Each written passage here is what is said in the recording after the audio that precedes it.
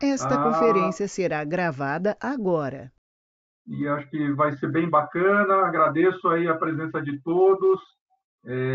Meu nome é Cláudio Mitsutani, eu represento a Atma Consultoria e Procurement Business School. É uma grande satisfação, estou aqui com duas grandes feras aí do mundo do supply chain, o Gilson Ross, diretor global de compras da BR Foods, e o Rogério Negrão, também diretor global de compras da General Motors. Está um pouquinho mais longe aí, né, Rogério? Então vai ser muito bom, satisfação estar aqui com vocês. E obrigado a todos aí que se inscreveram. Eu só vou pedir um favor, pessoal, quem não for os palestrantes, se puder desligar o vídeo e o áudio, né? Porque senão acaba aparecendo e qualquer ruído acaba aparecendo na imagem, né? Na imagem e no som. Tá? Então, quem puder, se puderem, por favor, se puderem desligar o vídeo e o áudio, quem não for os apresentadores.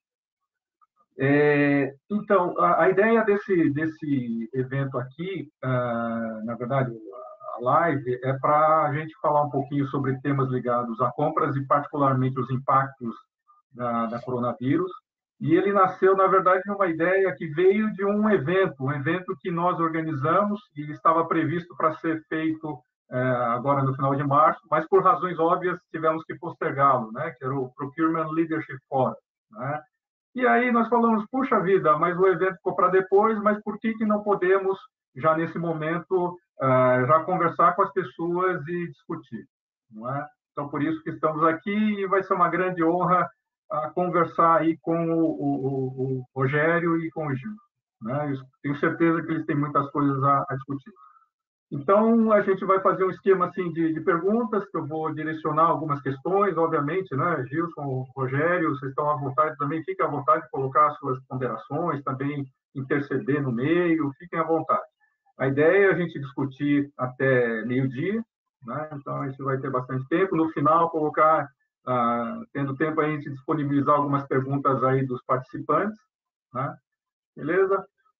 Então vamos lá, gente. Eu vou começar falando assim já direto, né, ao ponto, né, falando aí, perguntando aí para os nossos dois participantes sobre quais foram aí efetivamente os impactos na cadeia de suprimentos, né, que vocês sentiram em suas empresas, né, em função obviamente aí do coronavírus, né? Então, quais seus impactos, quais as ações que vocês fizeram, como vocês se prepararam, né?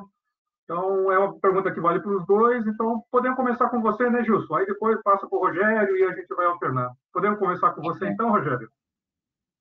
Podemos? Tá comigo, então? Pode ser? Legal, Cláudio, obrigado antes de mais nada, obrigado pela participação, pelo convite aí da Business School, da Procurement Business School. Obrigado, Gilson, também, um prazer estar com vocês aí hoje de manhã.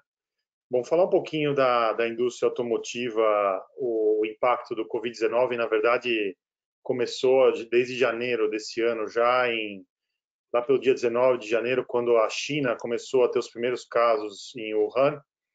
Wuhan é um polo de produção automotivo na China muito forte, então a gente já começou a sentir os efeitos desde janeiro.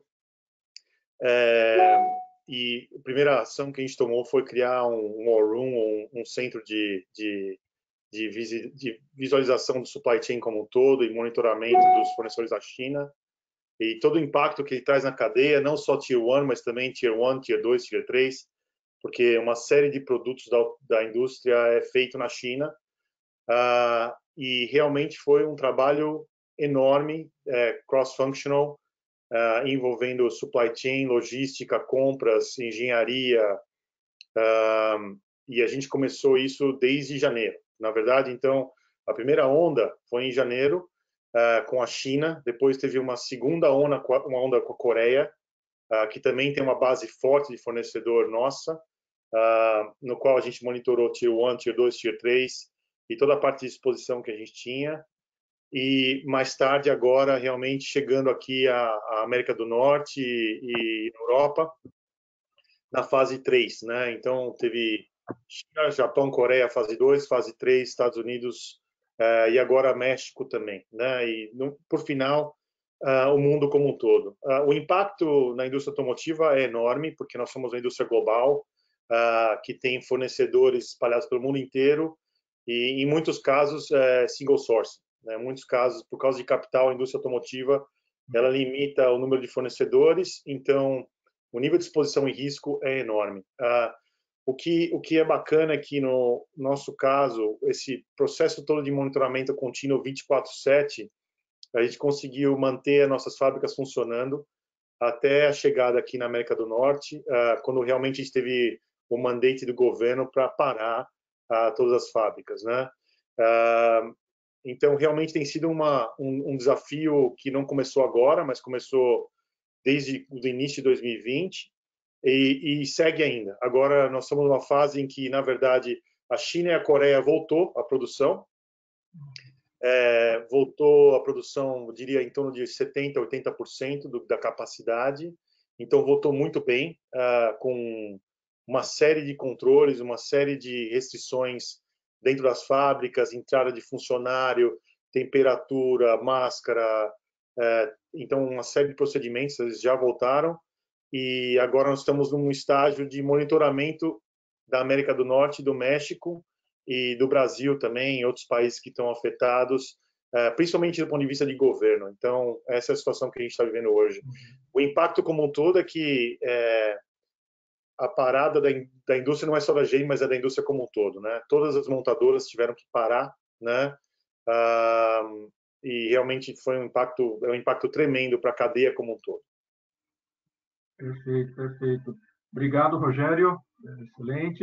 Então, eu passo já direto, Gilson, né? As suas considerações, como é que foi na BRF aí para vocês? Tá bom. Primeiro, então, bom dia a todos aí. Um enorme prazer aqui, Cláudio, na tua pessoa, de estar podendo falar. Obrigado aí, Rogério, por dividir as suas experiências conosco, né? Assim, que eu estava te escutando, Rogério, impressionante como as coisas são muito semelhantes, né? Eu tenho dito que o nosso sinal, o amarelo, ele startou exatamente também quando houve os primeiros problemas, houveram na China, né? Em dezembro, começo de janeiro, nós estávamos indo, nosso time aqui, para uma feira em Atlanta, que trata de sanidade e nutrição animal, e onde está a maior feira do mundo e tal, nesse tema e tal, e os nossos principais pontos que a gente importa aqui para o Brasil ou para a Turquia, para os lugares que a gente tem fábrica, eles são oriundos, né, lá do continente asiático lá. E a gente então se deu conta do tamanho da gravidade, a gente conversou, teve a vantagem dessa feira que nos permitiu estar do lado dos heads das principais companhias, né, que nos abasteciam, nossos principais fornecedores, e a gente então montou um plano de ação imediato e a gente acredito que foi um passo importante inicial para a gente poder ter experiência para enfrentar depois o que a gente passou quando a gente teve o problema indo para a Europa e chegando muito forte aqui no Brasil. Naquele momento, nós tivemos praticamente 4, acho, grandes frentes de atuação, tá, pessoal? A primeira foi, então, frente aos itens que a gente tinha risco, nesse caso, o primeiro caso da China, nós focamos em, primeiro, empoderar o negociador, o especialista na responsabilidade pelo tema. Tá, eu não sei se o Rogério tem a mesma coisa, vocês aí devem ter pessoas de vários tamanhos de empresas, mas empresas grandes como as nossas têm muita silos, né, de funções e responsabilidades muito claras e que acaba jogando contra num caso desse, porque o planejamento faz a parte dele, o outro confirma a colocação do pedido, a outra área faz a licença de importação, a outra área faz a negociação. E a gente, então, a primeira coisa, negociadores e gerentes e eu como diretor de suprimentos. O problema é nosso, o desafio é nosso, foi a primeira coisa que a gente fez, que eu acho que funcionou muito bem. O segundo ponto foi analisar rapidamente qual era a cadeia de abastecimento e fazer um tracking diário de como estavam acontecendo esses pontos. Então, se a gente tinha que trazer da China, a gente estava estudando qual era a região da China, né, qual era o porto que saía, qual era um porto alternativo, e à medida que saíam as licenças de importação, que saíam as confirmações, nós íamos, né, na pessoa do negociador de suprimentos aqui, ele então ia acompanhando junto com as outras áreas da companhia, que normalmente fazem isso com uma intensidade menor, mas ia fazendo todos os dias para acompanhar e ia derrubando então as barreiras que iam aparecendo com isso, tá? O terceiro ponto, que para mim é extremamente importante, é a questão de analisar quais são as categorias, né, os itens que nós temos com fornecedores restritos, ou pior ainda, quando são exclusivos, tá? A gente tem esse mapeamento, é um trabalho que se faz todos os anos de redução, mas a gente faz dentro de uma condição normal de temperatura e pressão, né? Não num caso de Covid e uma crise mundial como essa. Então, a gente rapidamente identificou quais eram as categorias, né, que tinham fornecedores restritos. Restritos para nós são aqueles que não têm pelo menos 3 fornecedores aprovados, né, habilitados. A gente tem uma terminologia aqui da BRF, e acho que muita gente tem. E nós, então, startamos com áreas, acho que o Rogério falou bem, a gente fez um war room com áreas críticas para que as coisas acontecessem mais rápidas. Quais são elas no nosso caso aqui? Planejamento, né, de produção, planejamento de materiais, no MRP, né, a área de P&D, absolutamente importante, principalmente para materiais diretos, né, para quem... área de qualidade, absolutamente também importante, não existe uma homologação sem a participação dessas duas áreas, né? E no nosso caso aqui, além da engenharia, participou a agropecuária, que é uma área absolutamente importante para nós aqui, né? Então, nesse War Room, nós discutimos, a primeira coisa foi estabelecer um processo de fast track de homologação de novos fornecedores, tá? E a gente está até impressionado, porque está funcionando tão bem isso, que nós já estamos pensando assim, não vou voltar nunca mais ao modelo que era antes, de tanta burocracia, tanta fase, né? Tanto tempo para fazer isso. Então, acho que esses foram os pontos. Tem o quarto que eu estava esquecendo já, que é monitoramento de estoque, tá, pessoal? Acho que esse é o grande ponto que completa aí esse pilar das importâncias aí. A gente fez análise do que estava, né, dentro da nossa política ou não, de acordo com a criticidade do fornecedor desse item, a gente fez aumentos imediatos de estoque. E aí, como alguns fornecedores tinham restrição de abastecimento por capacidade, né, de produção, nós pegamos esses que a gente falou para vocês que homologamos no Fast Track e colocamos pedidos superiores com eles, tá? Então, assim como o Rogério comentou, acho que é muito orgulho poder dizer que a gente não teve sequer 1 minuto de parada de fábrica na BRF em função de fornecedores, tá? E continua até hoje. É claro que nós temos que levar em consideração, dar um desconto aqui positivo, né, para a BRF, que nós somos, graças a Deus, parte da cadeia de produção essencial para a população, né? Então, nós estamos dentro da cadeia que o próprio governo aprova, determina que não pode parar e tal, entre os nossos fornecedores. A gente trabalhou a nível de governo muito forte para que os fornecedores da nossa cadeia, né, não só do Tier 1, do Tier 2 e 3 também, para que eles estivessem nas listas de autorização para manter as suas operações funcionando, tá? Acho que mais ou menos é isso, um impacto zero de parada de produção, mas um impacto assim na demanda, na necessidade de trabalho. Nós estamos trabalhando todos 14 horas por dia, né? As pessoas estão realmente bastante demandadas, mas conseguindo manter as nossas operações funcionando, tá? Show de bola, Gilson e Rogério, fantástico, né, ver que vocês, né, grandes empresas, líderes aí setoriais, né, já se prepararam para isso. Quer dizer, lógico, né, se preparar é uma coisa, mas quando chega na hora não tem jeito, né, só vendo mesmo e reagindo, né. Então, fico muito satisfeito em saber que vocês se prepararam bastante, quer dizer, vocês tomaram medidas bastante assertivas, não é? Então, fazer alguns comentários aqui, eu acho que, até para as pessoas que estão vendo, puxa vida, mas eu não tenho essa estrutura toda, eu não tive esse tempo, né? Como é que poderia ter feito, né? E aí eu relembro, na verdade, até para o lado mais acadêmico mesmo, comentário,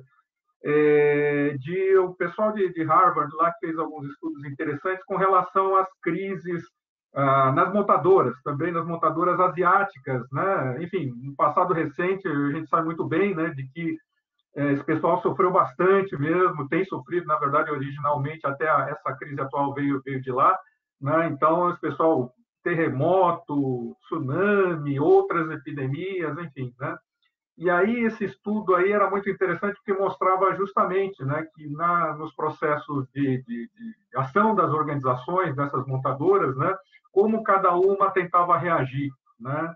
E a conclusão disso é que, justamente, aspectos muito parecidos com o que vocês comentaram, com o que o Gilson comentou, né?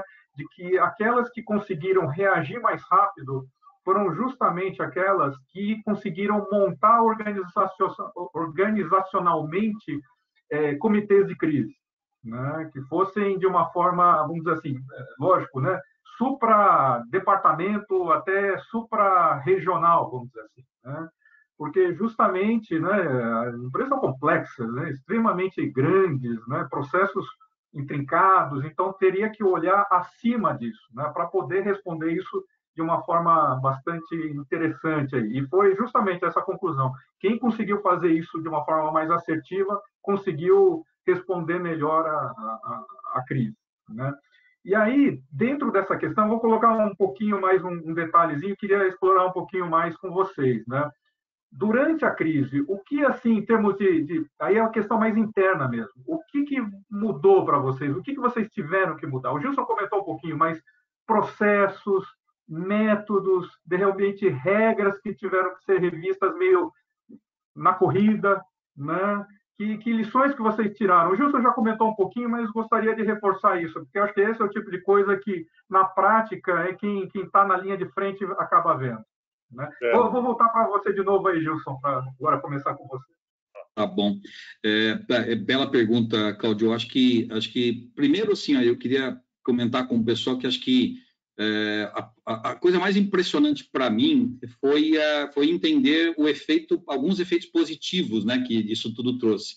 E talvez o maior deles é a quebra realmente da preocupação com a responsabilidade de de cada área num processo como um todo, tá? Isso, qualquer livro de trabalho em equipe, né, de trabalho coletivo fala muito, prega muito, mas a realidade do dia a dia ela é muito, muito diferente, né? Então, o que a gente está vendo com o time que pertence ao Arrum e tal, e com as pessoas que estão ligadas no dia a dia nessa batalha, é um senso de solução rápida, independente da responsabilidade. Eu acho que isso tem feito uma diferença violentíssima na BRF. Eu acredito que seja muito provável que todas as organizações estejam sentindo, porque aquelas que provavelmente não estão tendo, né, equipes com maturidade para fazer isso vão quebrar, vão realmente sentir muito mais. Outra coisa que eu acho que é interessante bastante é essa questão do processo de pensar assim, como nós migramos rapidamente de um momento, né, em um momento de crise, para a saída daquele modelo que a gente estava acostumado a trabalhar para um novo com o Arrum, onde a prioridade é isso, mas sem deixar de trabalhar com qualidade, sem deixar de trabalhar com as pessoas, com os cuidados com as pessoas e todos os outros cuidados que a gente tem em suprimentos, com compliance, etc. Além disso, a questão da atuação com fornecedores. Eu acredito que isso também é um grande aprendizado, uma mudança muito forte.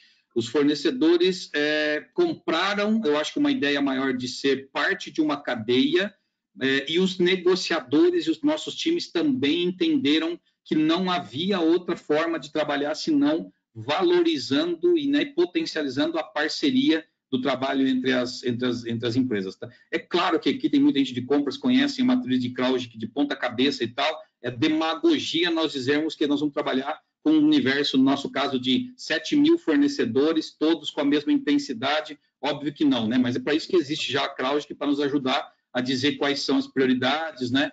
E a gente realmente foi muito a fundo nessa questão, então, da aproximação, de estar mais próximo dos fornecedores, tá? E última, talvez, para passar a palavra para você, Rogério, aí, que eu acho que o nosso nível de avaliação de riscos, tá? Eu acho que essa questão no processo, a gente sempre fez, acho que a maioria vai dizer, eu sempre fiz também, mas, no fundo, eu acho que nossas áreas são drivadas para custo, né? Para entrega e custo, obviamente, né? Sem entrega não adianta, não tem custo bom, né? Mas a gente passou a se questionar mais fortemente, eu acho que isso vai ser, a gente vai falar daqui a pouco, né? Não vai existir uma empresa, uma organização, uma área igual era antes, depois dessa crise toda, mas a avaliação de risco realmente passou a ter uma posição muito grande. Quer dizer, a gente realmente está fortalecendo aqui na companhia, escolher dar um pouco de share para fornecedores que tenham preços maiores, né? valorizando a redução de risco de abastecimento, né, no futuro, tá? Rogério, vai lá que é tua. Gilson, acho que, bom, como você falou, Cláudio, nunca a gente viu uma crise nessa magnitude, né? A indústria automotiva está acostumada com crises específicas. A última que a gente viveu foi o terremoto no Japão, né?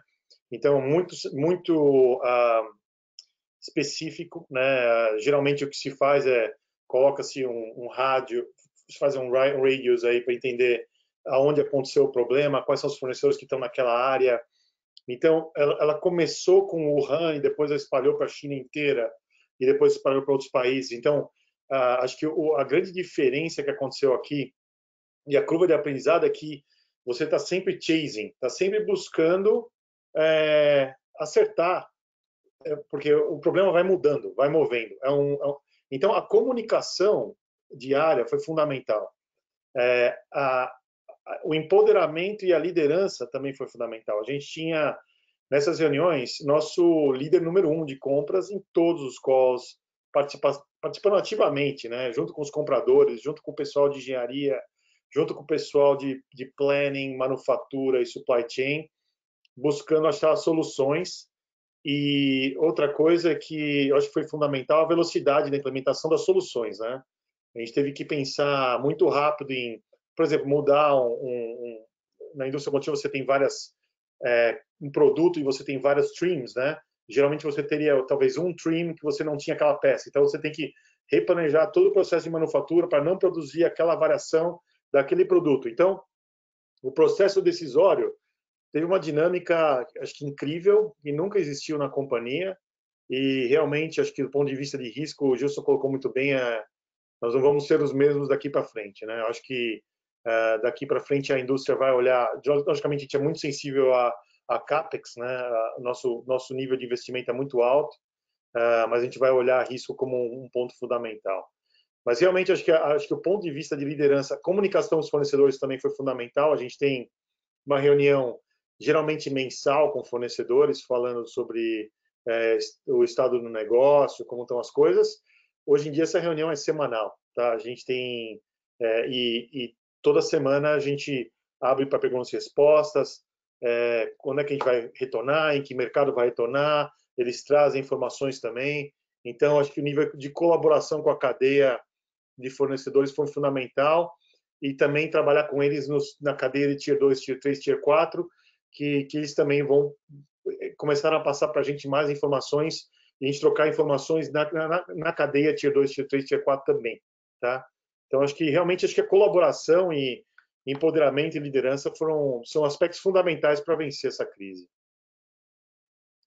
Beleza, muito bom, gente. Bom saber. E, de novo, eu acho que vocês com cadeias, assim, sério mesmo, não é ficar aí, né, puxando o saco de vocês, não. É verdade, vocês representam setores e empresas que são muito maduras na gestão, né, de fornecedores. Então, vocês estão sempre, vamos dizer assim, mesmo numa situação como essa, tomando ações, vamos dizer assim, que são o estado da arte, né? Se pode se dizer alguma coisa assim, o estado da arte de gerenciar crises dessa magnitude, né?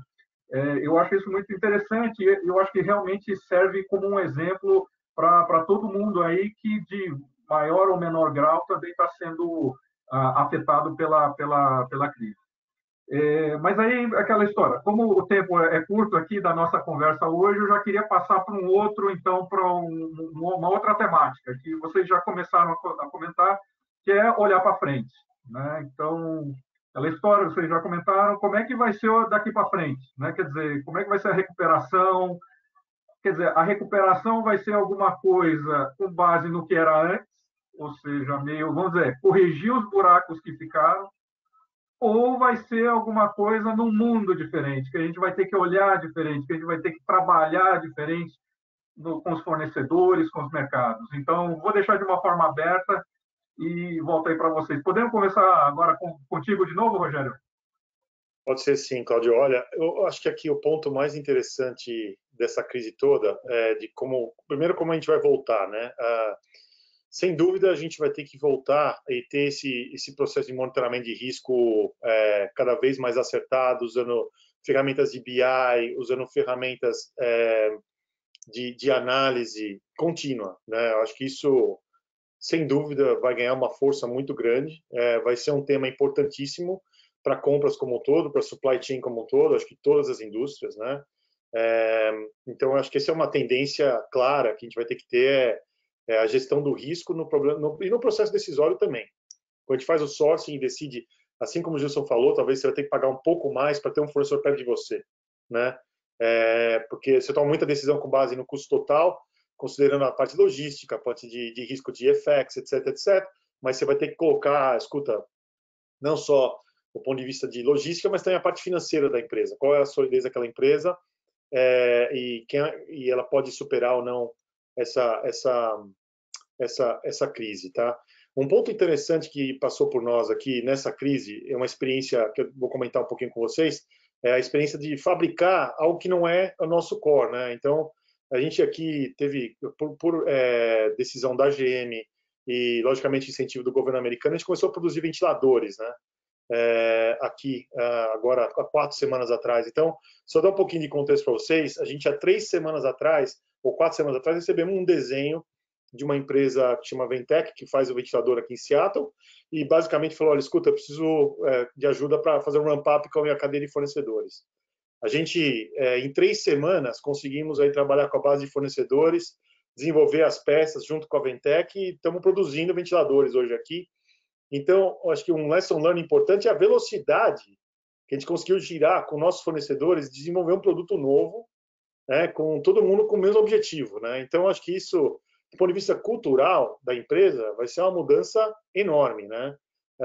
Quando você falava que era impossível fazer alguma coisa, escuta, a gente saiu do zero a produzir ventilador em 4 semanas. Então, acho que isso, do ponto de vista de ganho da equipe interna, assim como a relação com fornecedores, foi algo espetacular, né? E a gente nunca mais vai ser a mesma empresa daqui para frente. Então, acho que uma combinação de mudança cultural com mudança de tecnologia e visão de negócios e gestão, eu acho que esses vão ser os 3 aspectos que a gente vai ter de tendência aí depois da crise.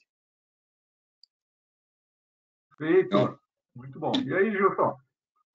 Que legal. Como é bom escutar um cara com teu conhecimento aí, Rogério, ver como a gente poderia interagir até mais, né? Talvez até pegando esse gancho aí, acho que essas lives e contatos que a gente tem tido mais, né? Parece, a gente fala assim, a gente está em isolamento, mas pelo menos isolamento virtual. No caso virtual está ao contrário, né? A gente está se comunicando mais, acho que isso é muito importante, essa troca de experiência.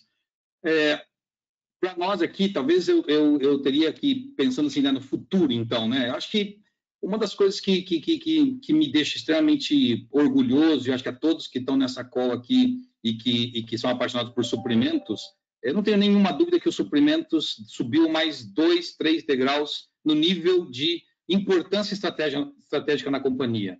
Para vocês terem uma ideia, a reunião diária que a gente estava tendo 2 vezes por dia, às 7 da manhã e às 7 da noite, participando do nosso CEO global, os VPs todos, diretores e tal, ela começa por suprimentos. Tá? Suprimentos é a primeira área que fala, é a primeira área que reporta, e vocês imaginam o tamanho do ganho de responsabilidade e até de confiança quando a gente consegue vir e trazer assim, está tudo bem, estamos tratando, estamos monitorando o Tier 2, está tudo certo, estamos monitorando o pagamento, as antecipações de pagamento, né? Eu não tinha comentado sobre isso, acho que é um ponto extremamente importante que a gente focou muito, a solidez financeira dos fornecedores. E pior ainda, né, mais importante, a do Tier 2, que eu acho que para nós foi outro ponto que a gente aprendeu muito, porque normalmente empresas do nível da GM, da BRF, não compram de fornecedores muito pequenos, né, pessoal, sem muita estruturação, sem uma boa estrutura financeira, mas eles compram, né? Eles compram Tier 2, 3 e 4, compram realmente, provavelmente, cada vez de empresas menores. Então, a gente monitorou isso muito de perto, nós temos um programa de risco sacado, que a gente chama, né, de antecipação de recebíveis com alguns bancos, que é um sucesso total, que se algum de vocês quiser fazer um benchmark depois, ou tiver uma experiência que também tem, a gente podia conversar parte, porque eu acho que isso é essencial para a solidez financeira desses desses fornecedores, tá? Antes de ceder em prazo de pagamento, que é a primeira coisa que devem perguntar para vocês, assim como perguntaram para nós, né? E depois que você cede, demora anos para nós conseguir retornar, né, aos níveis que a gente está de novo, na minha opinião, nós estamos fornecendo uma solução de antecipação de pagamento, né, a juros subsidiados, né, em parceria da empresa junto com os bancos. Isso foi demais. Mas voltando lá para o futuro, né? Então, acho assim, suprimentos numa das cadeiras mais estratégicas da companhia, tá? Então, não tenho nenhuma dúvida disso. A segundo ponto, time. Eu realmente acho assim, o orgulho aqui na BRF é gigante, né? Eu já estou aqui há bastante tempo e sou apaixonado pelo meu time e tal. A gente evoluiu mais ainda nessa linha de ser considerado o dono do processo, né? O tal do category manager e tal. De novo, tudo isso que nós estamos falando aqui não deve ser novidade para ninguém daqui, né? Quando penso em você, então, Cláudio, está tudo no teu script das aulas ali, das consultorias, mas a realidade é diferente, né? No dia a dia, fazer isso virar prática é o grande desafio de um líder, né? E eu estou bastante impressionado com o nível de responsabilidade de realmente os compradores, né, os negociadores, que a gente chama aqui, os especialistas, sendo considerados como os donos daquela categoria, os responsáveis efetivos pelo sucesso ou não da continuidade da produção via aqueles itens que eles estão comprando, né? No indiretos, por exemplo, pessoal, acho que assim, é uma atuação impressionante. Assim, a gente tem aqui um diretor de indiretos, né, que é o Daniel, cara, e o time deles estão sendo assim, absolutamente heróicos, assim, porque o primeiro ponto que veio cara, tem que comprar milhões de máscaras a mais do que o padrão, né? EPI no geral, luvas e tal, equipamentos, e aí? E a pergunta era, e aí, o que a gente faz agora, né? Como é que pode, que nossos fornecedores homologados têm capacidade X, todo mundo no mundo inteiro pedindo, cargas sendo interceptadas por alguns países não tão alinhados aí, né, e desviando e tal. Então, assim, nesse contexto todo, o que ficou muito assim, cara, esse negociador, esse líder, como responsável por isso, ele foi buscar alternativas. Por exemplo, nós pegamos fornecedores nossos que estavam com ociosidade, por exemplo, na produção de uniformes, né, e ele começou a produzir máscara de pano para a gente. Você imagina, pessoal, nós temos 90 mil funcionários, né? Então, você imagina comprar máscara descartável, que dependendo dela, ela pode durar só algumas horas, né, principalmente em ambiente úmido. Você imagina quantos milhões de máscaras nós íamos ter que ter, né, para abastecer tudo isso. Então, nós pegamos um desses fornecedores, ele começou a produzir e já dentro do processo de limpeza e higienização dos uniformes, que ele era responsável, então ele já coletava, higienizava, redistribuía, outros fornecedores que estavam produzindo para nós, né, alguma coisa, algum item totalmente diferente, mas tinha um outro segmento, né, começou a produzir máscara mesmo, por exemplo, né, começou a produzir álcool gel, né, em parceria, algumas indústrias que tinham facilidade mais com produtos químicos e tal. Então, acho que isso realmente, de novo, para mim, o ponto é o negociador, o especialista em suprimentos não é mais o mesmo. O suprimento não é mais o mesmo, o negociador especialista não é mais o mesmo. A questão, então, de riscos também, como eu já comentei, né, para mim, dentro do que vocês também devem conhecer muito do Strategic Sourcing lá, o capítulozinho, né, de riscos, pelo menos aqui na BRF, ele era um capítulo subvalorizado, né? Que ele está ali, a gente não deixava de fazer, mas eu não tenho nenhuma dúvida agora que ele vai ganhar uma grandiosidade, uma importância muito grande. A parceria de fornecedores, né, que a gente também já falou, para mim é um outro nível de parceria, né? Eu acho que empresas como a GM, ainda mais nos Estados Unidos, devem ter um nível já mais evoluído, Rogério, disso, de parceria do que nós estamos acostumados aqui no Brasil, né? Eu acho até que a gente está nesse caminho e tal, mas normalmente acho que nós somos mais drivados para custo, né? Então, a gente tem, acho que na matriz de CrowdStrike, a gente tem uma quantidade bem maior do que o habitual, do que acho que eu imagino que seja na Europa e nos Estados Unidos, de parceiros longevos, né, tão longevos, mas eu acho que realmente esse relacionamento vai ser bem diferente. E um outro ponto que eu lembrei, escutando o Rogério falar aí sobre a produção de ventiladores, é a questão da empresa mais ainda focando na questão da colaboração à população, né? A BRF, vocês devem ter visto na mídia, a gente está fazendo uma doação de 50 milhões de reais, principalmente focada nas cidades onde nós temos operações, né? Por quê? Porque nós queremos efetivamente não só ajudar o Brasil, a população, mas queremos ajudar as populações do entorno das nossas fábricas, pessoas que podem estar sendo afetadas por isso. Então, a gente está doando principalmente alimentos, né? Que, como eu falei, graças a Deus nós somos produtores de um item essencial no momento desse. Então, a gente está, mas não só isso, nós estamos doando também EPIs, nós estamos doando equipamentos para hospitais, testes, né, para agilizar a testagem de positivos em cidades, principalmente cidades menores, enfim, hospitais, realmente instituições que cuidam de pessoas mais velhas, enfim, a BRF deu mais um passo grande, acho que todas as empresas, eu vejo muito isso na televisão, né, as empresas focando mais em atender a população de uma forma, enxergar um pouco menos o objetivo principal, que é o lucro, né? Costumo dizer que, obviamente, também que nós não podemos esquecer dele, porque todo mundo está aqui, tem emprego por causa do lucro, alguém botou dinheiro nas nossas companhias, né? A não ser que você trabalhe em uma instituição financeira, então, é uma instituição de caridade e tal, sem fins lucrativos, isso não é a realidade, provavelmente não vai ter suprimentos, né? Não vai ter um procurement decente lá, mas nós temos que buscar o lucro, mais valorizando muito essa questão de como as companhias efetivamente conseguem estar ajudando a população, principalmente no entorno das suas fábricas. Tá? Acho que, no geral, é isso aí, Cláudio.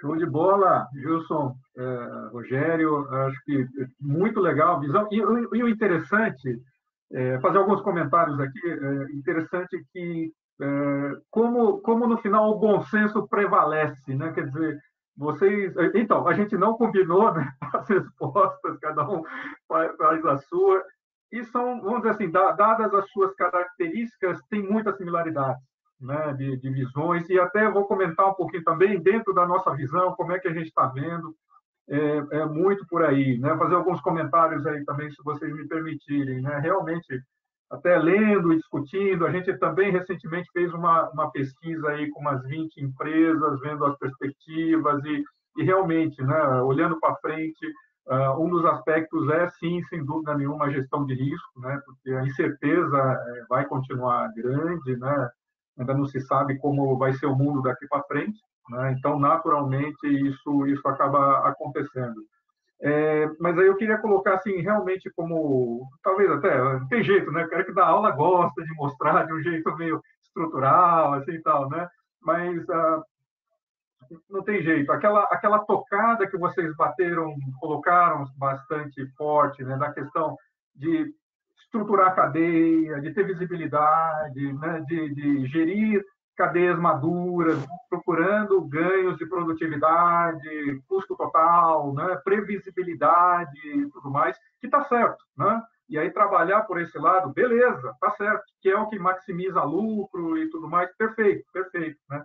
Só que o mundo está mudando, né? Aquela coisa. E quem garante que o que a gente está passando agora vai ser a última? Né? Quem garante? 15 minutos. Né? Pois é, então. Por isso que realmente é interessante isso. Só um comentário aqui, desculpa, gente. Alguém abriu o microfone, por favor, desculpem. Então, o que garante que essa crise vai ser a última, né? Quer dizer, que o jogo não vai mudar de novo, né? Então, justamente, tem o outro lado, que é muito o que vocês comentaram, né? A gente tem que estar realmente ponderando um outro aspecto, que não é só o lado, vamos dizer assim, da produtividade, da redução de custo, da mas vamos dizer assim, que por si só é ótimo, mas tem que ponderar o outro lado também, que é a gestão de risco, que é olhar, vamos dizer assim, com cadeias mais robustas, né, vamos dizer assim, né? E aí não tem jeito, aí isso daí, deixa eu tentar colocar aqui, é um trade-off mesmo, né? É o trade-off que as organizações vão ter que ter daqui para frente, porque realmente, né, não é só olhar para um lado da coisa, tem que olhar os dois lados, e isso daí possivelmente vai ser um grande desafio para as organizações. E eu acho que, como o Gilson comentou, eu acho que pelo lado da dor, né, que a gente está aprendendo, né, no final, está mostrando e reforçando o papel do olhar nesse sentido da cadeia de suprimentos, né?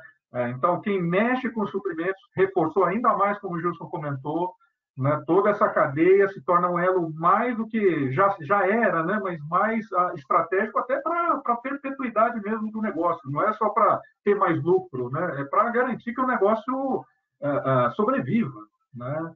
Então, nesse sentido, acho que a gente está bem de acordo aí. Bom, só para finalizar, tem alguns minutos ainda aqui. O pessoal, acho que a conversa está tão boa que o pessoal não está tendo dúvidas, né? Então, eu vou passar a bola para vocês, para o Gilson, começando pelo Gilson e depois para o Rogério, para ver se vocês têm alguma outra consideração, algum ponto que, de repente, a gente não vasculhou, né? Então, passo a bola para você aí, Gilson. Tá bom, obrigado. Bom, além de agradecer mais uma vez a todos aí, né, e me colocar à disposição, estou super aberto aí, quem quiser me ligar, trocar uma ideia, a gente fazer um Skype e tal, para a gente poder trocar informações, sempre é válido, né? Talvez a última coisa que eu diria para vocês, eu acho que, de novo, assim, acho que o mais importante de tudo, acho que é enxergar o lado positivo das coisas, né, e não reclamar dos problemas. Acho que isso é uma questão de princípio pessoal meu e as pessoas que eu gosto que estejam do meu lado, que gosto que pensem igual. E eu acho que o ponto, pensando desse jeito, nesse caso, a gente está vendo, então, nós falamos um suprimento valorizado, processos mais ágeis, pessoas com maior empoderamento, né, e com atitudes melhores e tal. Eu acho que é isso que eu diria para vocês, cobrem dos seus times de suprimentos aí, se vocês não estiverem enxergando isso, porque eu acho que quanto mais fortes nós formos nisso, melhor, obviamente, então nós vamos ser como área nas nossas companhias, melhor resultado final nós vamos trazer, porque vem do conjunto todo, né, do que a gente falou, né, e principalmente aprender, acho que a gente está exercitando muito a questão de, cara, o problema eu sei qual é. Eu sei que você não pode viajar, eu sei que não está tendo isso, eu sei que você não pode visitar uma fábrica lá. A minha pergunta para você, qual é a solução? Eu acho que esse é o ponto que nós temos que cobrar dos nossos times, dos nossos fornecedores, né? Então, hoje de manhã eu tive uma reunião, né? E de repente, assim, mas eu não consigo visitar. Cara, não importa que a gente não consegue visitar. Vamos pedir para alguém que esteja lá, então, que faça uma vídeo, faça uma live lá e você vai analisando e tal, e tome suas decisões. Que legal, é isso mesmo, vou fazer isso de noite, que tem menos gente. É isso, eu acho que o importante nesse momento é dar um jeito para as dificuldades que estão aí. Acho que é isso que vai diferenciar os meninos dos homens aí, ok? Legal, Gilson, obrigado pela participação, foi um prazer aí bater um papo com vocês também e conhecer um pouco mais da tua indústria, e eu concordo com você, acho que um ponto fundamental compras, acho que, bom, eu tenho 25 anos em compras, então é difícil, compras, supply chain, logística, acho que não sei fazer nada mais além disso, mas a verdade é que a valorização do profissional está sendo enorme. A gente teve calls com a nossa CEO, Mary Barra, globalmente, falando sobre o trabalho que a gente está fazendo, e isso é muito bacana. Então, eu acho que o nível do profissional e a valorização do profissional é algo que eu acho que vai crescer e o interesse na nossa área vai crescer também. Eu acho que isso são pontos positivos, e eu acho que a gente tem que valorizar a nossa equipe, valorizar nosso trabalho e a nossa categoria, vamos dizer assim. Acho que outro ponto interessante é que, sendo brasileiro e morando no Brasil, a gente convive com muita crise, atrás de crise, Argentina e tudo mais. Um ponto interessante para mim aqui é, vivendo nos Estados Unidos, que é um lugar estável, né, vendo a reação dos americanos à crise, né, e como reagir a uma crise nessa magnitude. Então, acho que foi um aspecto interessante, que eu acho que eu trouxe muito insight aqui do que a gente vive no Brasil, né? Então, outra coisa é o profissional brasileiro, né? O nível que a gente tem de adaptação e ajuste, né? Que nós estamos treinados a isso, né? Então, acho que isso é interessante. Acho que nós trabalhamos em empresas globais, a gente tem que ter muito orgulho disso e colocar nossa expectativa, colocar nossa experiência quando a gente está conversando com os times globais, porque a gente tem experiência com isso, né? A gente sabe lidar com a adversidade e sabe lidar com os problemas. Então, acho que esse é um outro ponto interessante, que eu acho que a gente entender um pouco mais do aspecto global, como cada cultura reage ao problema, né? Começando desde a China, a Coreia, ao Japão, ao europeu, ao americano.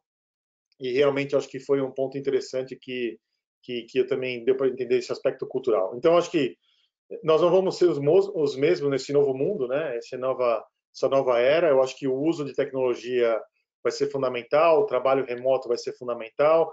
Como você colocou muito bem, Gilson, visitar um fornecedor talvez não seja algo que a gente tenha que fazer tanto como a gente fazia antes, talvez a gente tenha que fazer visitas remotas, usando o GoPro, usando videoconference, e realmente vai ser um novo mundo aí, e eu acho que a gente vai ter muita lição e muita oportunidade nesse novo mundo quando a gente sair dessa, que eu espero que seja logo.